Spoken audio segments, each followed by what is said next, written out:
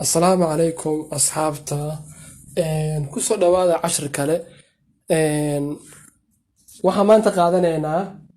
short English sentences jumladooyin gaagaaban ee English macnaha mar walba aniga waxaan casharadan u keeno waxaan rabaa dadka luqadda ay ku adag tahay dadka hadda macnaha bilbilaaga dadka hadda macnaha Englishka bilbilaaga macnaha hadda oo luqadda ay ku adag tahay baan rabaa macnaha inaa base معناها إنها كسر ليس معناها أوكي إنجليش كوحة وايه إن هدي عربته إن الإنجليش كعبرته وإنا برتها معناها بيسك وإنا كبرتها معناها وإنا كبرتها ماشي هوس وإنا كرسو قفصتها مركا ماشي هوس كرسو قفصته أيا كور جود بكرتها أوكي هدي عربته هذا إنا قولي أدرسته كور ما كسر بلا بكرتت you have to start from the bottom. You have to start from the bottom معناها هوس وإنا كسو بالعوضة معناها هوس وإنا كسو بالعوضة top معناها كر معناها ما سمين كرتد معناها أو ما كسو سمين كرتد وإنا مركو هوس معناها كسو لستا مركا سو لستا أو سو أتكاده إلا كرفس أو معناها مركا English نساس واي مركا واحد جعلان لهاي إنا معناها إنا دقيستان short English sentences jumladooyin gaagaaban oo English okay marka waxyaabahan waa wax macnaha Englishka lagu barta macnaha daily use of the English language macnaha waa si joogto loo isticmaalaa okay most of the people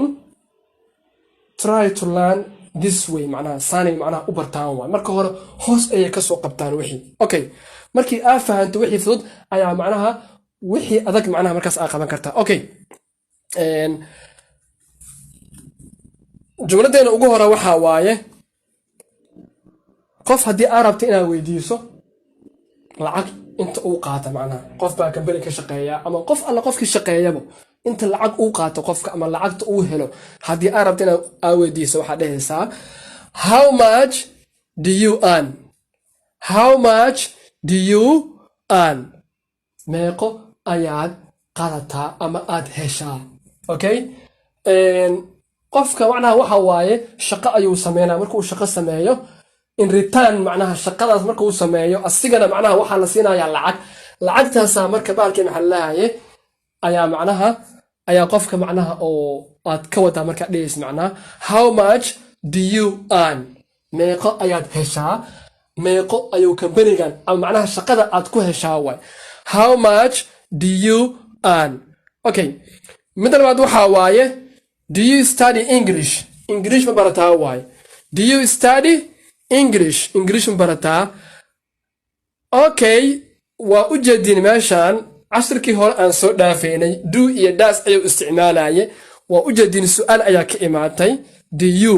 waxay qaadanaysaa do ayay qaadanaysaa hadii aad xasuusato if you can remember okay do you study English ma barataa